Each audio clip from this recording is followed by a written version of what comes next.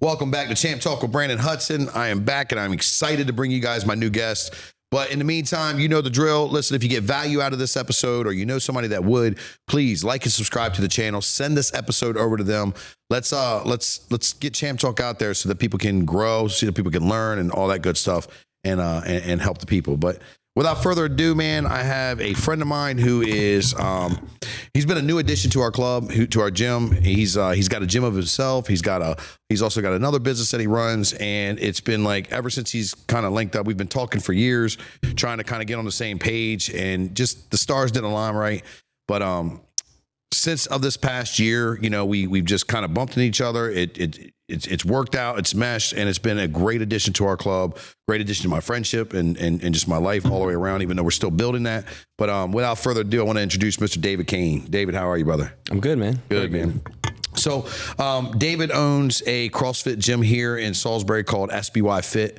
It's been established. What are you going on now? Like 5 years, 6 years? How long? 15 years. 15 years. Jesus. I wasn't an owner the whole time. Okay. I've only been an owner since 2020. Okay. But the gym has been around that long. So I was close. Okay. Yeah. So 15 years you've been in CrossFit. He's also our Muay Thai striking coach here. He's been doing that since, I know well over 15 years because I know I was competing. 17 years at this point, something like that. 17 years. He's been, all the feedback comes that we've gotten from the club so far has been nothing but positive, nothing been great. And then you also own a business called David Arms, and I know because of you two, we got to be a little cautious how we say it, but basically it's firearms training. Cain Arms, yeah. Cain Arms. Yeah, there I you said go. it again. I asked it 3 times what the name was. Yeah, Cain Arms. I'm sorry. Yeah. What did I just call it?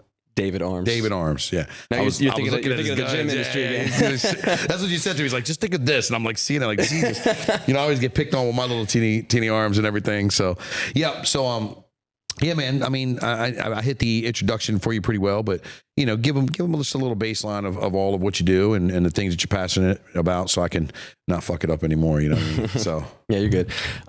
So I've got the other gym. We have recently de-affiliated from CrossFit, so we're no longer using that term. Okay. But we do the same style of workouts. We have a gym called Mayhem. They are doing all of our programming for us now. They are absolutely amazing. Their programming is, I think, some of the best in the world. They have the most athletes going to big events like the CrossFit Games in the fitness industry. So we know we have very good programming. The Cain Arms business, I've been doing that coming up on 10 years in March. Mm-hmm. And that's all firearms accessories. We don't mess with anything that's, restricted, or, we don't do guns or magazines or anything like that. Everything that we sell is a paperweight. Gotcha. Unless you have the gun that it goes on. Mm-hmm. So we ship internationally and don't have to worry about red tape and background checks or anything like that. So what got you into that? I've always been into guns. I've always loved firearms and things like that ever since I was a little kid. Born in the 80s, you had Stallone and Schwarzenegger, that whole era, and I've always been a big fan. And when I was in college studying mechanical engineering, they had 3D printers, and I was learning how to do 3D CAD, and I realized that I could have an idea for a part, and I could design that part in the computer and then put it in the 3D printer and have it in my hand in like an hour. Mm-hmm. And I was so hooked. I was so addicted after that. I bought my own 3D printers and started making parts. I was a broke college kid, so I couldn't afford like the really big, nice, expensive parts for my firearms and I was just getting into like buying my own actual guns at that point.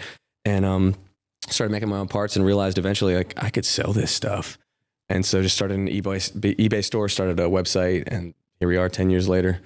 That's awesome, man. Yeah. That's awesome. Yeah, I know we have so many controversial terms nowadays, and whether we should have guns, shouldn't have them, and all that stuff. I think that me personally, we definitely have to have the right to bear arms. That's just a basic fundamental that makes America different from everybody else, and I think that's good luck trying to take that amendment away. You know what I mean? But not to get too political in that route, but what we've seen firearms go from the last 20 years to now with all the accessories and all the parts and all the gadgets. I mean, we're talking about like so much sophistication, so much more than just, hey, here's your little, little barrel, mm-hmm. Here's your little stock, you're ready to go. I mean, well, so what happens is the ATF I'm sorry, not the ATF. Yeah, it was the ATF. The ATF for a long time, they had the ability to regulate how they interpreted laws which means that they could basically say at any given time, you know what, that part's not legal anymore because we decided that that law isn't interpreted that way anymore. And so the gun industry would then have to find a way around their new interpretation of that law, which is how we have ended up with so many different types of things that we have now. So they came out with the bump stocks, you know, so you could basically have a fully automatic weapon without needing the background check and all that stuff. And then they banned the bump stock. So they came out with force reset triggers that automatically resets the trigger for you. So you just keep pulling it and you still get an automatic rate of fire. So like it's really been forced. It's the innovation that the industry has come out with based on the way the ATF was interpreting laws. So it's very interesting how it all happened. So they'd come out with something new, and then, you know, within a few months, they're like, "Oh, that's illegal now," and they'd change their interpretation of the law, and then they'd come up with something else, and like it's just been a cycle, man. It's crazy. And so, is that still?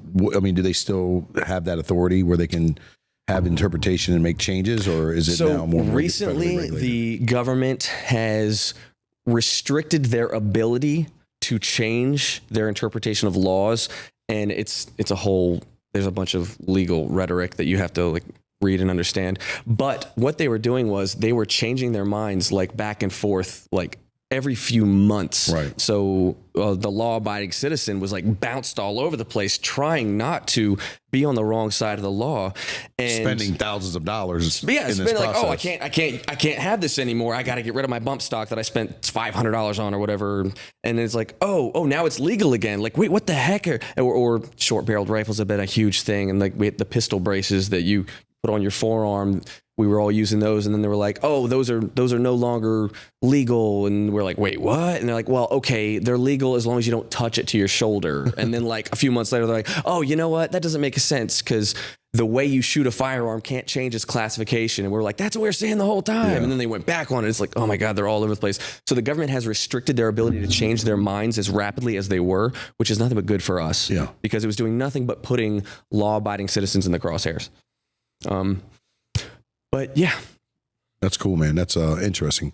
So most of us don't think about that stuff. No, most not at all. Unless you're a gun owner and you want to be using those types of firearms. Like honestly, I go and help out some friends and teach, you know, concealed carry classes and stuff like that every now and then. And we teach people the very, very, very, very best weapon you can have for home defense. There's two options that I give people, and one of which is an AR-15 chambered in 9mm. So some people call it an AR-9. Yeah. It's, you know, when you see a Navy SEAL or a Special Force Army Ranger going into a building, they're not using a shotgun. They're not using a pistol. They got a backup. Is it a pistol? It's their sidearm. Their primary is a small short-barreled rifle or AR-15, which is the best weapon to use for clearing structures. Like it's the best. That's why they all use them. Yeah. So if you're going to be, you know, protecting your house, everyone thinks, well, you want a shotgun. Your average shotgun barrel is 18 inches long, legally 18 inches long. Why would you want to be using that in close quarters in your house? Right. Second of all, everyone thinks, well, a shotgun is what you need because you don't have to aim with a shotgun. Yeah. It just spreads out and it kills everything. All right. First of all, if it did that, you'd be destroying your entire house. Second of all, the longest shot you could possibly take in your house down a hallway might be like, I don't know, 30, 40 feet. At that distance, a shotgun shell is only going to expand a few inches. Sure. It's not going to spread. Right. So you're negating all of the things that you thought were a good reason to have a shotgun. So if you have a small, you know, short-barreled pistol, AR-15 pistol, AR-9 pistol, it's much easier to use. It also has a much better round count. You know, it's just so much better to use. Especially you have to obviously train with it and know how to use it. Of course, it's such an effective weapon. Which I think, you know, I think when you talk about like gun laws and things like that, I think that should be a part of the requirements. You know, I think that you should start having, you know, unless you have some sort of background, you know what I mean, you know, or something like that, you know, because we've had, and it's a real sensitive topic right now, obviously, with what just happened over the weekend with, you know, Charlie Kirk, you know, rest in peace. But you know, with somebody like that, that can just purchase a weapon and walk into a store, you know what I mean? And then with all of the numbers and the statistics that are kind of showing like who's shooting up schools and who's doing these things, you know, everybody thinks that the quickest solution is to get rid of the guns, right? Well, we can see the data. We can see clearly that all of the states with the hardest gun laws and with the, you know, zero policies have more crime and have more gun violence than the other states, right? But I think that somebody, there's a lot of things it takes. I think for one, and this is my personal belief, I think that if you are on if you have been diagnosed with some sort of mental illness, right? Even if it's anxiety or depression, I think that you should have to, go through some sort of screening or some sort of protective barrier where you shouldn't have a firearm if you're on medication. If the medication is starting to show data, like the SSRIs are talking about a lot, things like that, of having these thoughts, right? I'm not saying that I'm not anti SSRI. I know for one, and I'm sure you can agree, fitness and working out and living a good life seems to be able to balance anxiety and depression pretty well. We all have our bad times, right? Great diet. But at the same time, for those that, are prescribed to these medicines, you should not have a firearm. Simple as that. Like, you should not be able to own a firearm if you're having thoughts or any kind of things. It's not saying you can't keep one. It's just like time out. Hey, we know that you're struggling right now. Let's go ahead and take this away from you. You know what I mean?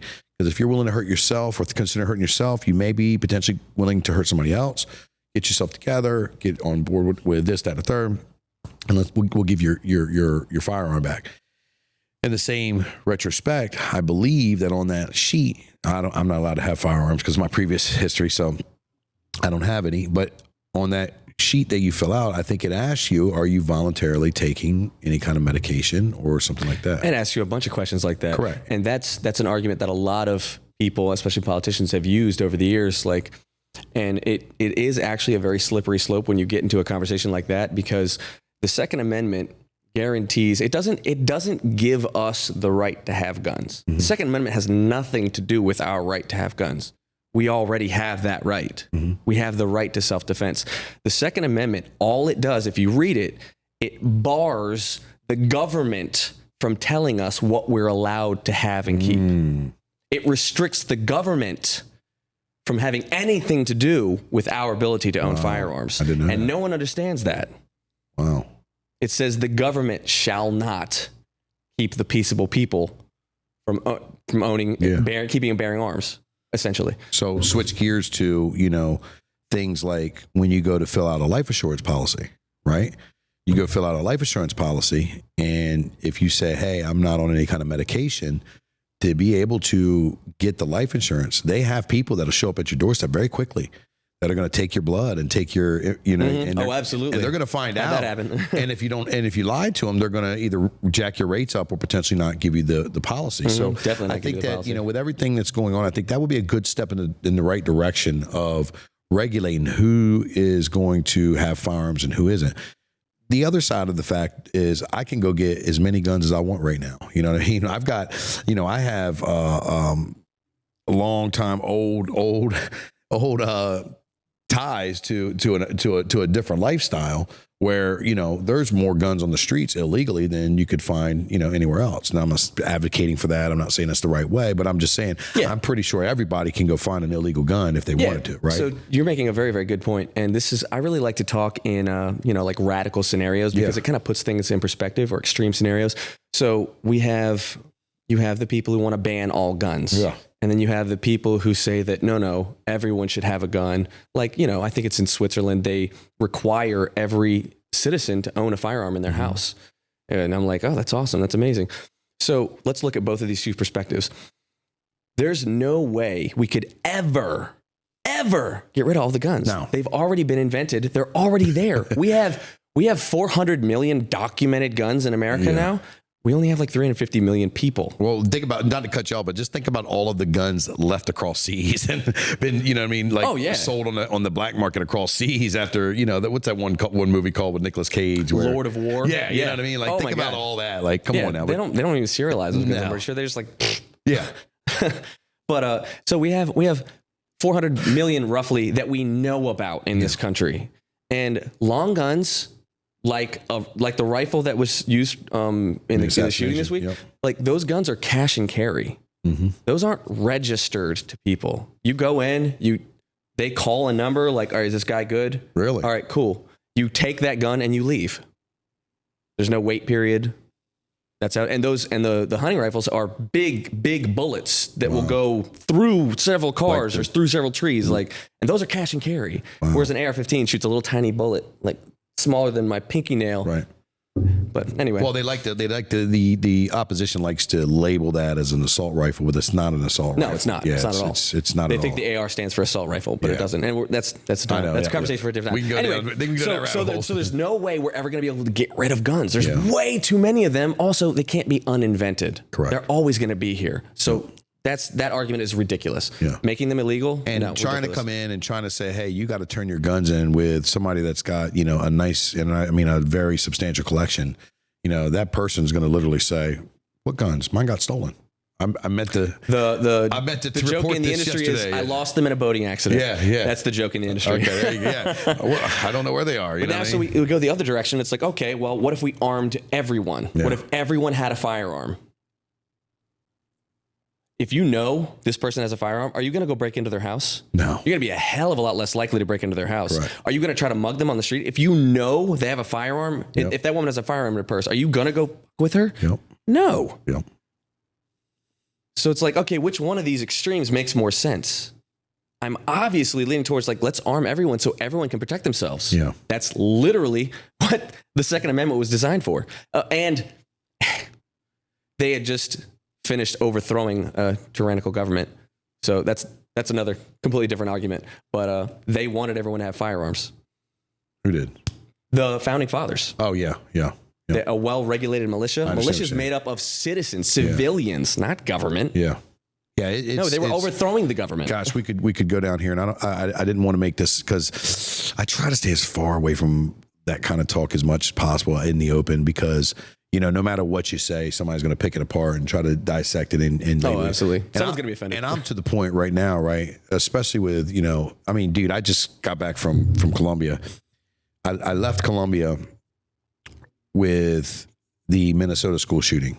That's what I left. I disconnected from, the world and social media, because I wasn't on there. I was, having a good time, celebrating, traveling, visiting, things like that. So I wasn't on social media. And I don't know if Colombia is considered a third world country, but it's definitely impoverished. What I mean? It's definitely a poor country. I believe it is. Yeah. So, I'm down there. I'm seeing people living under situations and under, some of the things that I heard for people to even try to get to the States or get a visa or anything like that was insane.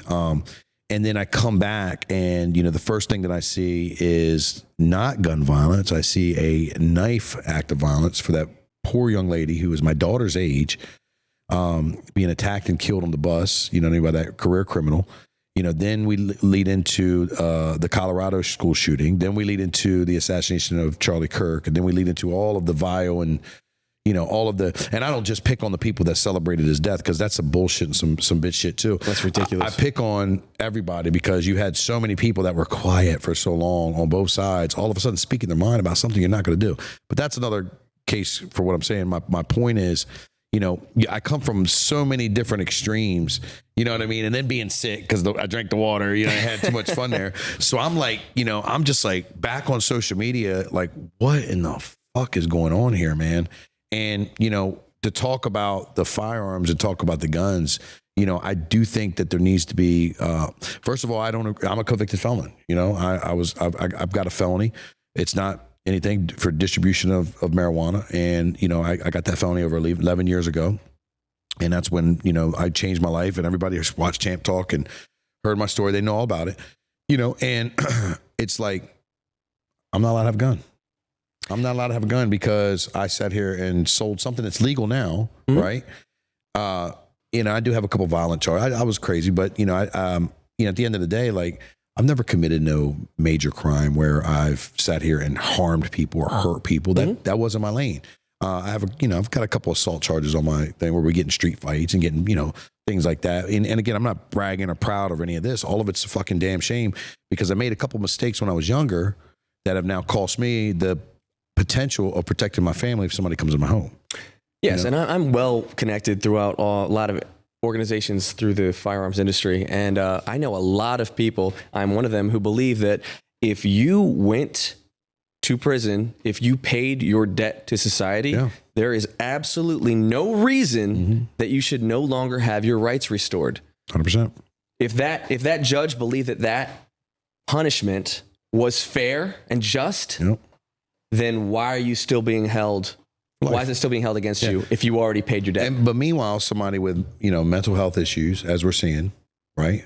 Because if you shoot up a school, you have mental health issues.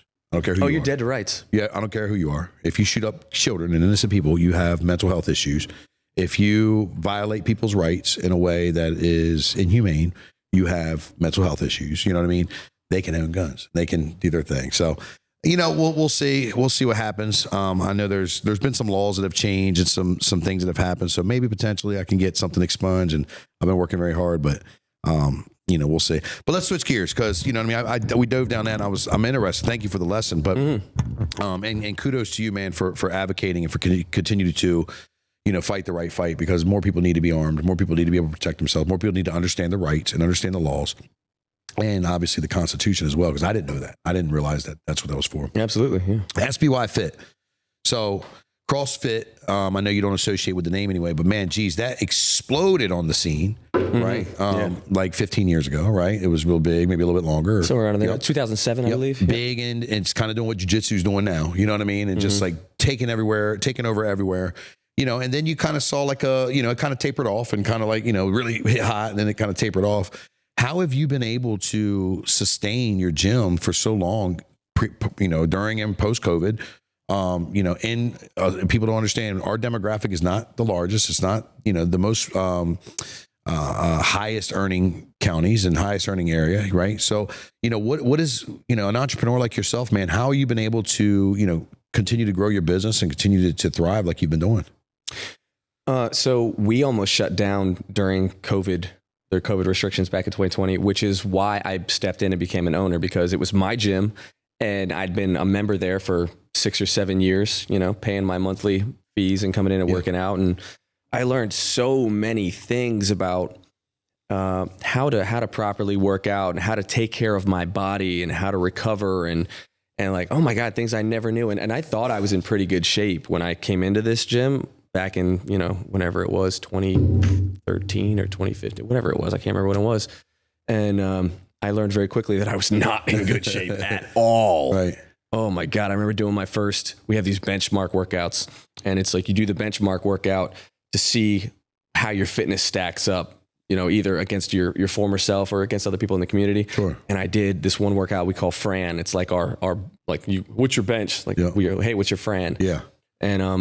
And that's like not to cut you off, that's like the clings, the pull-ups. It's thrusters and pull-ups. Yeah. So it's 21, 15, 9. Which is a motherfucker, dude. Oh, dude.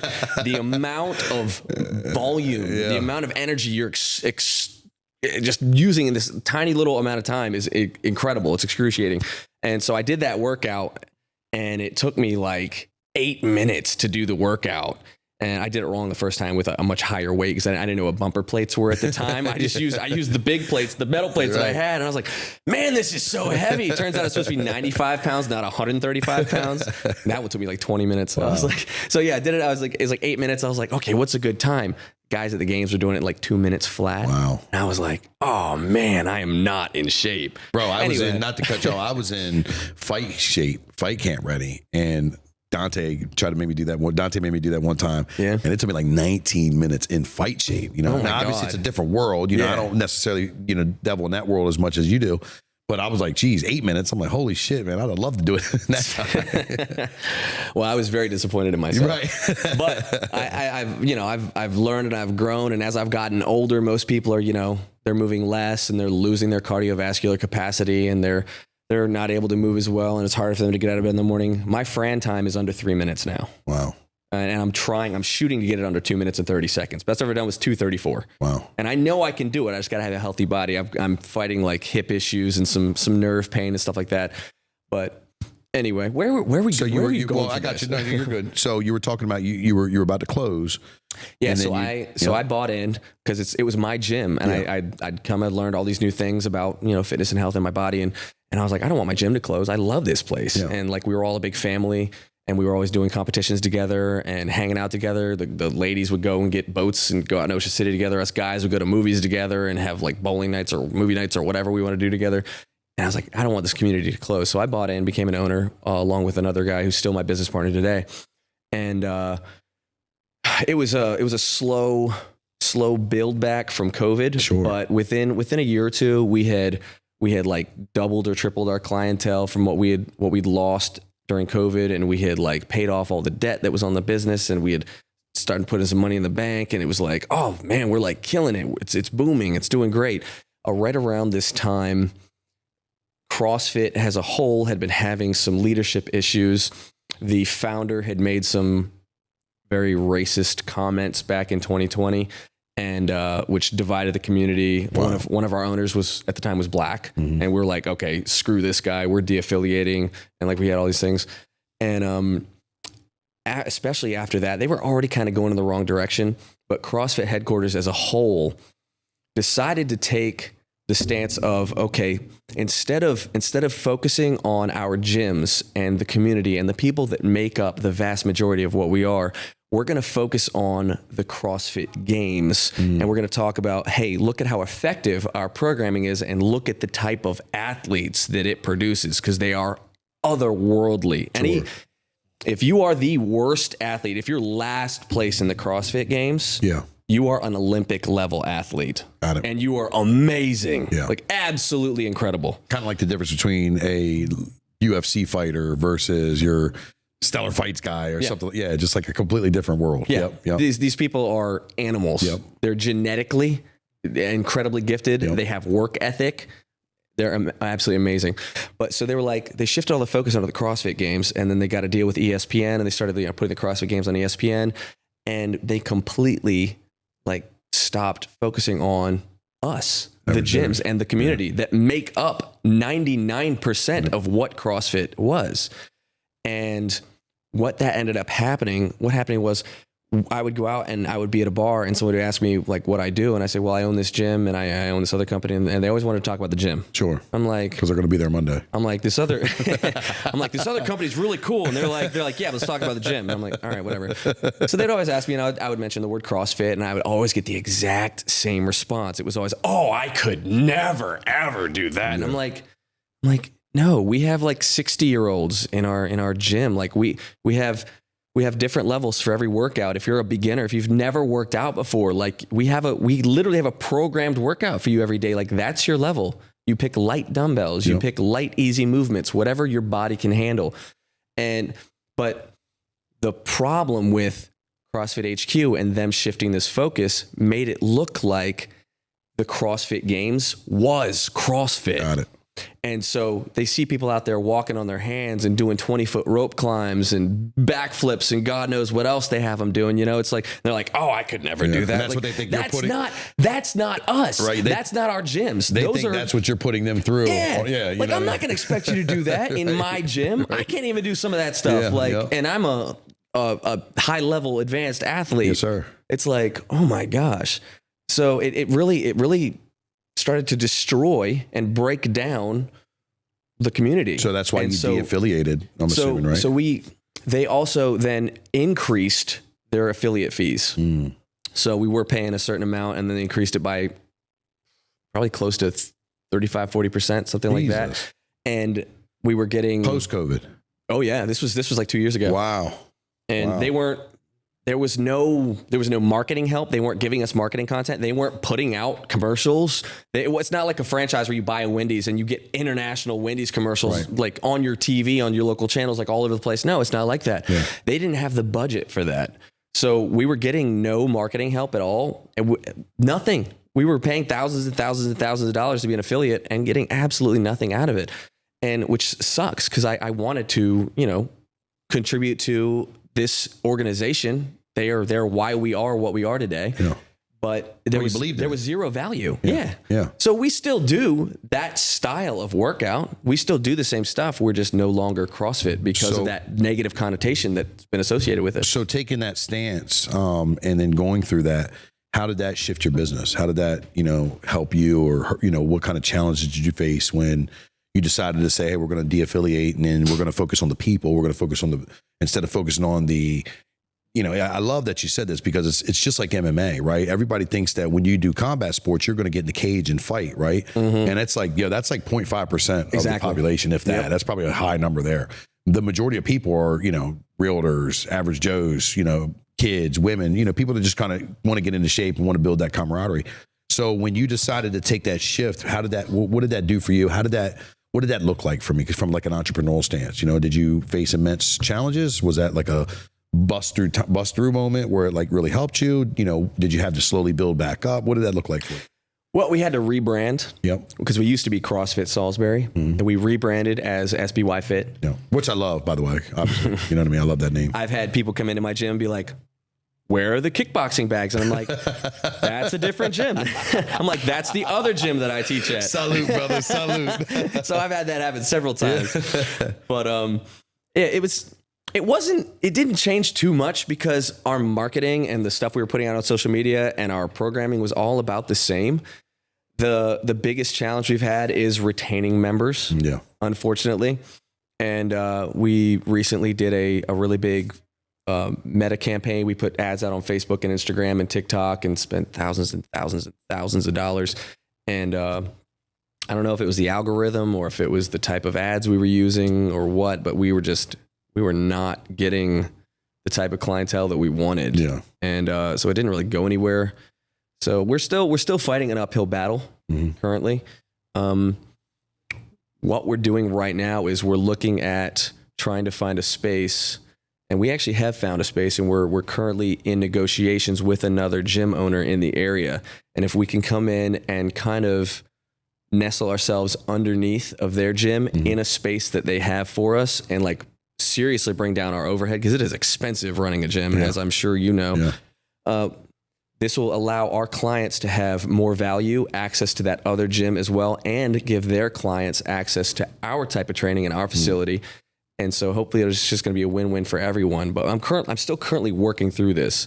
So I haven't made money off of this gym in quite some time. It's been an absolute labor of love. I do it because it's what I like, it's what I enjoy, and I care about the people who come to my gym, and I care about seeing them, do well. And I've recently been asking for more and more testimonials. That's something I've been really, really bad about is, I've never been great at marketing and asking people to help me. I'm really bad at that.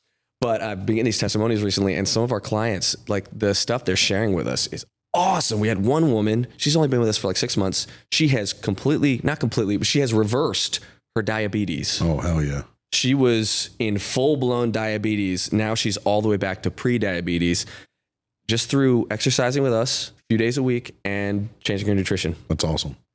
Yeah. So, some takeaways from there. First of all, man, I love the journey because, everybody looks at, and here's one thing that somebody told me a long time ago. If you want to make money, don't open a gym. You know what I mean? Because it's one of the toughest. You're doing a lot of front loading.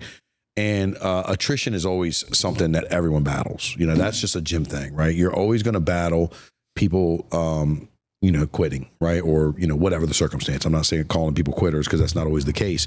Sometimes life just happens. And, here's the thing. Most people aren't good at marketing, right? And that's, obviously, that's one of my passions or fortes. Most people aren't good at marketing. Most people don't know how to market. Where they fall short on is that's where they stop.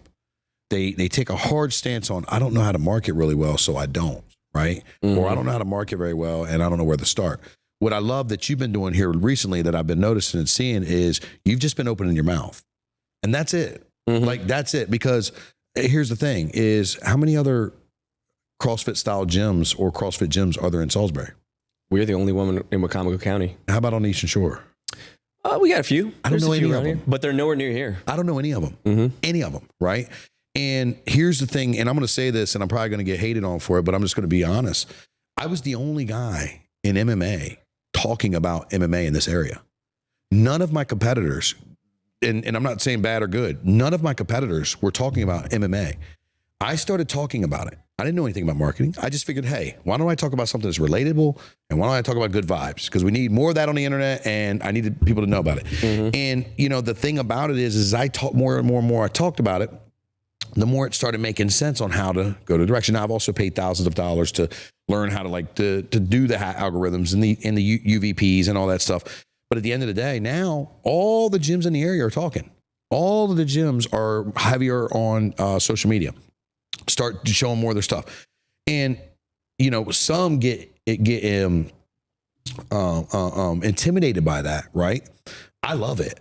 I love it because at this point, I want everybody, all my competitors, whether I agree with them or disagree with them, I want them to talk about combat sports. I want them to get hype up about this because now at that point, it comes down to how much are you passionate about your members? How much are you willing to go? What's the service? What's the experience? What's the style? Now we can see who really does have the best experience for the members, the best quality, the best, you know, of all that. You know, there's gyms out there that have way better jiu-jitsu than we do, right? In this area, right? I'm not going to say that they don't. They've got more black belts, they got more experience, they've whatever. But they don't have a better experience. They don't have a better quality because we deliver on that, right? I'm not saying they're bad gyms. I'm not trying to go anti. I'm just saying most people, and especially business owners and gym owners, they struggle with just the fact of, I just need to tell people about my business and about myself and about my members. And like you probably finding now, you're probably surprised because look, I just went over here and I just asked my members for a testimonial. Holy shit, I didn't know that there was gold here and this woman changed her life. I didn't know that this guy's over here doing this. I didn't know that. And what happens, brother, is the hardest thing for anyone to do, like you probably know, is to stay consistent. So if the people don't stay consistent with the marketing and telling more people about it, then they don't survive. That's where the algorithms get hacked and all that stuff. The other side of it is so many people see talking about yourself and about your wins. We've been conditioned to think that's a conceit and arrogance, right? It's not. Because look, who do you want to train with? Do you want to train with another guy that's out of shape or a gal that's out of shape that doesn't live the life that they talk? They smoke cigarettes on the weekend. They eat fucking like shit. They beat their wife and kick their dog and they come in and like, go change your life. This and the third. Fuck no. I want to train with the champion. I want to train with the best. I want to train with the one that's living the dream or living the lifestyle that they are promoting. That's what people want to hear.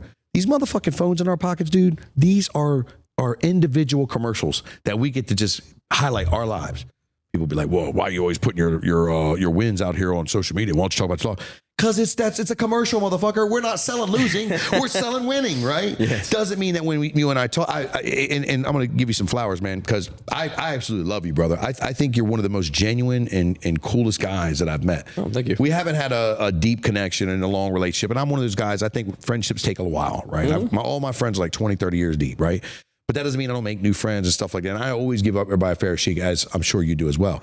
But what I've seen you and how I've seen you conduct yourself and how I've seen you operate, and we've been in the bar together, you know what I mean? Ironically, you know, I love because what you stand for with Cain Arms, not David, with SBY Fit, with being a Muay Thai instructor is you're living the life that you're promoting.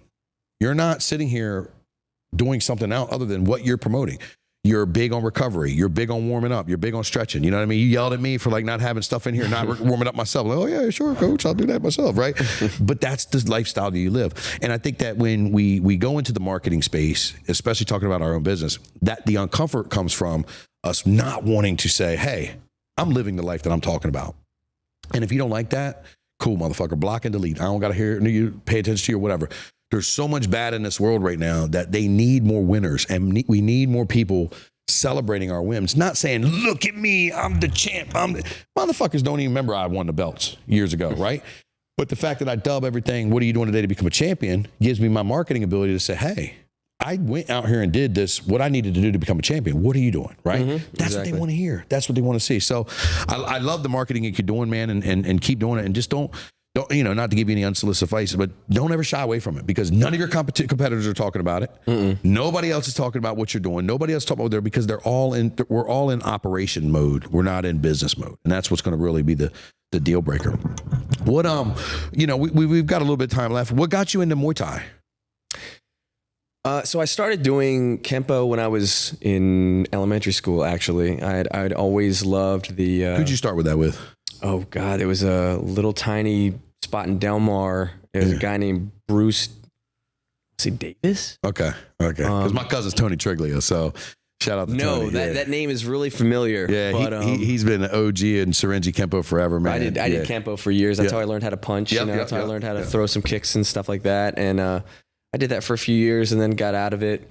And I kind of played around with sports throughout my entire, you know, high school career, middle school career. I tried soccer, tried basketball. I loved basketball through middle school. Then I tried baseball. Baseball was not for me. Then I broke away from team sports and did skateboarding for years and years and years, and then tried football and liked the sport, but hated the politics so much. And then so I stopped playing football, and I was like, man, what am I going to do with myself? Because I've always been active. I wasn't really skateboarding that much anymore. I was like, man, what do I want to do? And I was like, I want to get into some sort of like kickboxing or something. Yeah. Like I want to look into this because this stuff looks really cool. So I bought a UFC DVD thinking it was kickboxing. And I took it home and I watched it. And this is this is the gayest shit I've ever seen. These guys are laying in between each other's legs. Yeah. Like, what the fuck is this? Tried to take the DVD back, and they're like, oh, we don't take DVDs back, because I could have just ripped it to my hard drive, you know? Yeah. So I took it home again, and I was like, man. And I got kind of curious, and I went back and watched it again, and I was like, what the hell are these guys doing? Yeah. What is this jujitsu thing? And I was like, I started studying it and just watching some videos online and learning how to do a Kimura and stuff. So I run up behind my friends and grab them and make them tap out all the time. Oh my God, my brothers and my friends were so annoyed with me for the longest time when I started doing this. But then I got connected with a local place that was doing it, and it was what became Primal later on. Yep. And there was a guy there who taught Muay Thai. He'd been taught Muay Thai from a instructor up in Philadelphia at Daddis fight camps, and his instructor was a guy named Rigel, who had been trained in Thailand for like 5 years, like really hardcore dude, like really, really good. And so he had some really good background. He shared a lot of his knowledge with me, and I man, this Muay Thai stuff is really, really cool. And eventually my love for jiu-jitsu kind of shifted into Muay Thai. I still love jiu-jitsu. And jiu-jitsu, anyone who ever asks me, what should I put my kid in? Should I put him in karate? I'm like, no, fuck that. They're like, well, Taekwondo. No, fuck that. Jiu-jitsu. Yeah. I tell them all, if you know 1% of every single combat sport, jiu-jitsu is going to beat all the rest. Yeah. Like that little amount of jiu-jitsu that is all you need to beat 99% of the people in the street. Yep. So I tell everyone jiu-jitsu, but my focus did shift to Muay Thai. I freaking love Muay Thai. And it's also the fact that the last time I was really actively doing jiu-jitsu, I pulled something in my hip. Yeah. And we were doing like takedown drills, not even live. We were like soft, easy takedown drills. I ripped something in my hip, and it took like 9 months to heal. I never get injured in Muay Thai. Yeah. Ever. The worst I've ever gotten is like a black eye. Well, I mean, outside of an actual fight. Right, I don't actually fight anymore. You know, I'm not having my nose broken anymore and getting concussions. But I just don't get injured in Thai. And you don't. And when it comes time to spar, you know, I'm very controlled, and you know, the people who do spar with me here at this gym, they're very respectful. They're not trying to hurt me. Like it's all good. So I just don't get injured. It's a sport that I love. It's sustainable. Yeah, keeps me in good shape. Yeah, you know, obviously the CrossFit, the training on the other side is more so for that. But I love it. Yeah, I mean, it helps the mind so much, especially when you're going from one discipline or one type of workouts to another. You know, you're able to like just break up the monotony and get a lot of that like pent up, you know what I mean? Like, I love hitting the bag. Oh, it's so different. It's like so much different aggression than, you know, people think that you just go in here and hit the bags. And maybe for like your first 3 or 4 months, you know, I'm gonna hit the bag and let it out today. But really, as you grow, you realize it's like, it's just more of a, you know, I always look at it, man, from the martial artist perspective is, you know, combat sports is always more of a spiritual type of journey for me. You know what I mean? Like, a combat sports practitioner is somebody who's, you know, doing combat sports, doing MMA, whatever discipline, and they're looking to compete, or looking to do it for a specific reason. A martial artist is looking to adapt the art of combat as almost, you know, a yin to the yang, or a way of life. You know what I mean? And I don't get, you know, I'm a 2nd degree black belt in karate, and when we've got a karate program, and I'll be the first to tell you, you know, for me, a lot of the karate curriculum stuff is outdated, right, from what they want to do. But it's a great way to teach structure, to teach kids, teach kicks, teach discipline and things like that. You know, and then what you want to do with that. Some people's goals are, hey, I want to be a black belt and I want to pursue martial arts in that way. Others are like, hey, this is a good launching pad for me to sit here and try jiu-jitsu, try kickboxing, try boxing, maybe get the MMA. Definitely. But the martial arts way of life, I didn't start off with, and as I got more invested into combat sports and I actually went for my black belt, you know what I mean, just because Eric made me, well, I started having more of appreciation of the way of life and kind of seeing like, oh, wow, I can make anything a workout. I can make anything, you know, something like that. So yeah, that's cool. I mean, we've loved having you here, man. I've taken your class a handful of times when I get here. And, you know, it's just like always, it's so fun being a student again, you know what I mean? Like I'm always the coach, I'm always the teacher, you know, and until we get more talent in here like yourself and guys and gals that can, help out that, we know that are going to fit the program, the core values. Unfortunately, it's going to be like that for me, but it isn't about me. It's for our members. It's for the community. But yeah, man, you're great at what you do, man, and it's really cool having you here. So I'm glad you got the passion. Man, this time flew by, dude. I mean, I got to have you back on here because we touched on a couple of things and we really didn't even get. Oh man, I could talk all day long. Dude, it rode by. We got a seminar coming up, right? Yes. You want to do a recovery seminar at your gym. That's October 4th at 1:00. Yes. Correct? Yep. So that's a Saturday. So all of our listeners, our local listeners, if you're out of town, come on in too. It's a free seminar. Yep, it's free for everyone. Yep. It's at SBY Fit. What's the address for us? So we may be at a new location at that point. We are currently behind the Johnstone building off of Marvel Road. It's 406 Marvel Road. Okay. But we might be in a new location by that time if we ink a deal between now and then. So if you guys are interested in going, you're here local, just keep an eye out on our pages. You know what I mean? Yeah. And that's another thing. Where can we find you? Where can we follow you? Follow SBY.fit on Instagram. We're SBY Fit on Facebook. You can go to SBYFit.com. Everything's updated on a regular basis. And what about Cain's Arms? Cain Arms at CainArms.com. Okay. Also, cool. Cain Arms on social media, Facebook, Instagram. And if you want a cell phone number, no, I'm just kidding. My cell phone number is the number on SBY Fit. Yeah, believe it or not. Yeah, mine too. I'm not going to say it right now, but. Well, dude, thank you so much for coming in, man. And I'm glad we finally got narrowed it down to time and things like that. So I actually, man, because I was sick all week and I went to Columbia, I actually forgot to put this in my calendar. So when you hit me, I'm like, oh man, can you make it, dude? Can you make it? He was like, yeah, I got you, no problem. It's emergency. Yes, it's emergency. I messed up, man. I don't feel like it. I wanted to cancel today because, man, I'm like at probably 20%. But I'm so glad we did, man. I'm so glad we got to do this. And me too. Like I said, man, I love you, man. I appreciate what you're doing for the community, what you're doing for people. I appreciate what you do for us. I do value your core values, and I think you value ours. And looking forward to the future, man. So thank you, guys. Absolutely. You, guys, that'll wrap us up with another episode of Champ Talk with Branden Hudson. Again, if you know anybody that'll get value from this episode, please share this with them. And if you could, leave us a review. I know that we ask you to like and subscribe. That's kind of an automatic, pretty please. But the reviews are critical. I want to know what you guys think. I want to know what you thought of the episode. I want to know what we can improve, what you want us to talk about. Tell me how ugly I am. I don't care. I love reading the comments on YouTube. But more importantly, just leave us a review. Tell us what this episode has done for you and how it's improved your life or given value. And until next time, guys, what are you doing today to become a champion?